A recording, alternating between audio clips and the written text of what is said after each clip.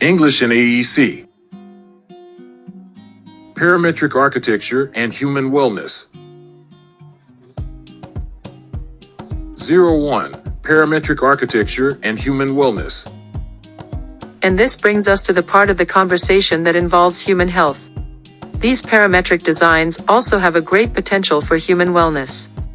By creating shapes of buildings that are curving, it can allow a more relaxing scenario for human physiology.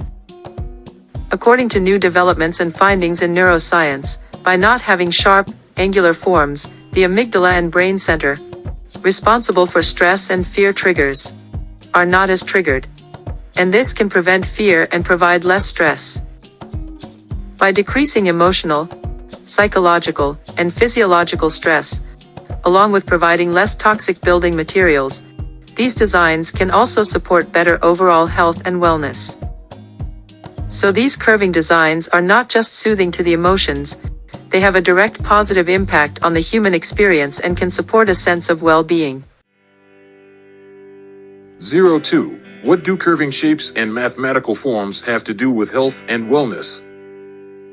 If you asked a child in the modern world to draw a house, it is likely that they will draw a square or rectangular box with a triangle roof, half a square, a rectangle as a door, and a square window or two.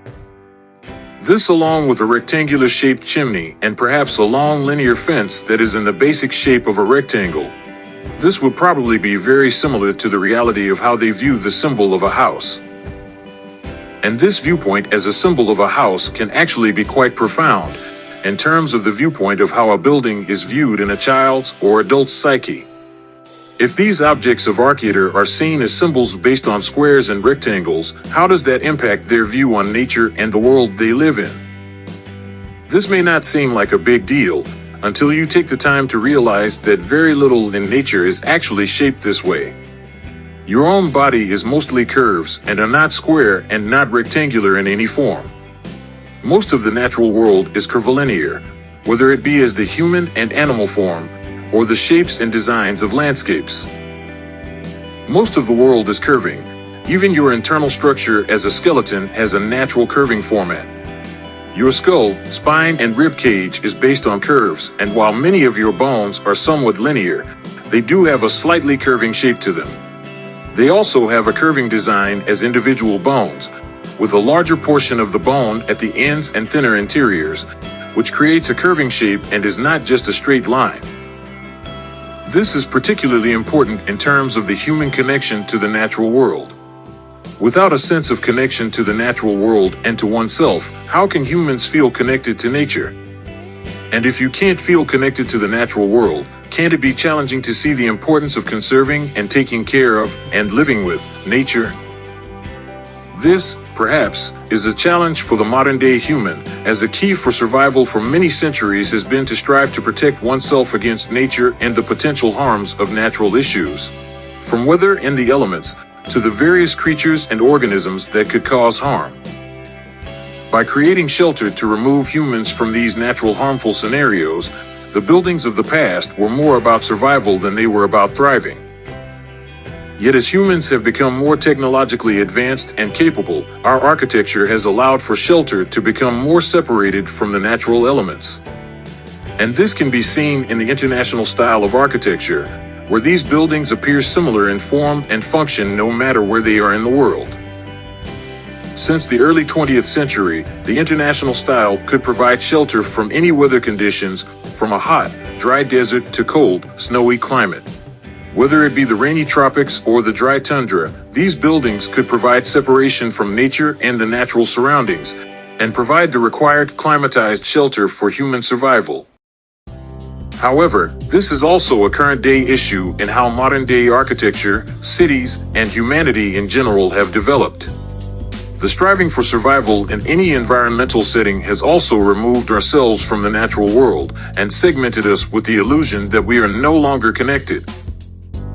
In order to find survival through shelter, humans have created buildings that have given the appearance that we do not need to be concerned about the natural world. In fact, the focus of shelter in the past was to specifically separate ourselves from the world in order to ensure our survival.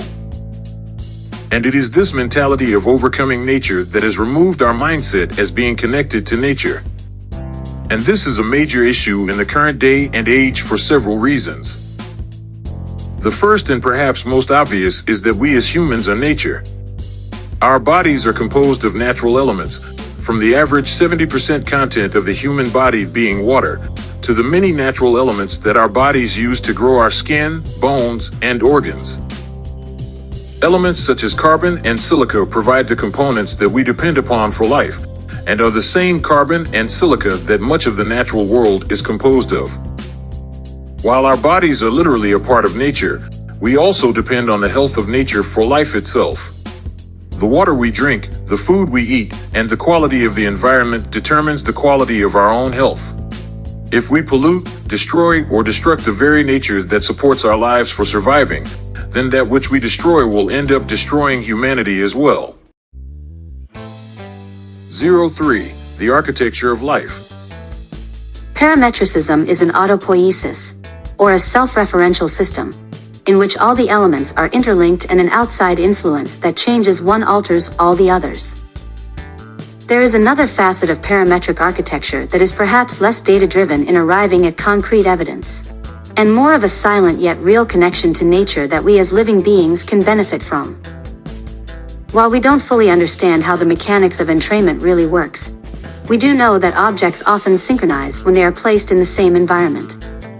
An article in Science Direct defines entrainment as a process that leads to temporal coordination of two actors' behavior, in particular, synchronization, even in the absence of a direct mechanical coupling.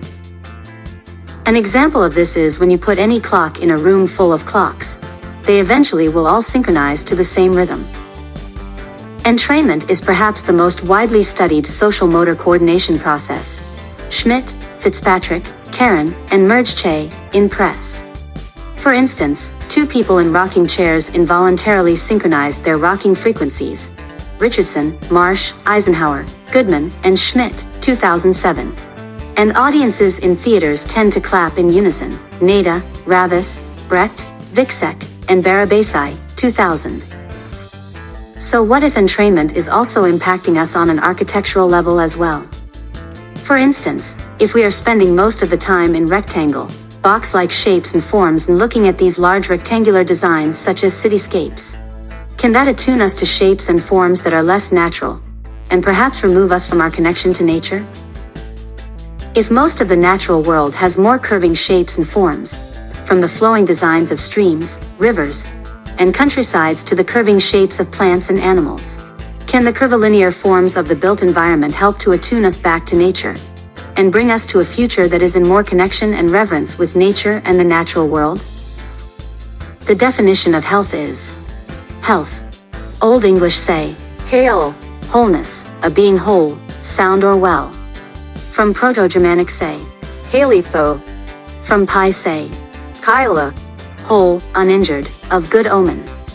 Source also of Old English say, hal, hail, whole. Old Norse say, heil, healthy.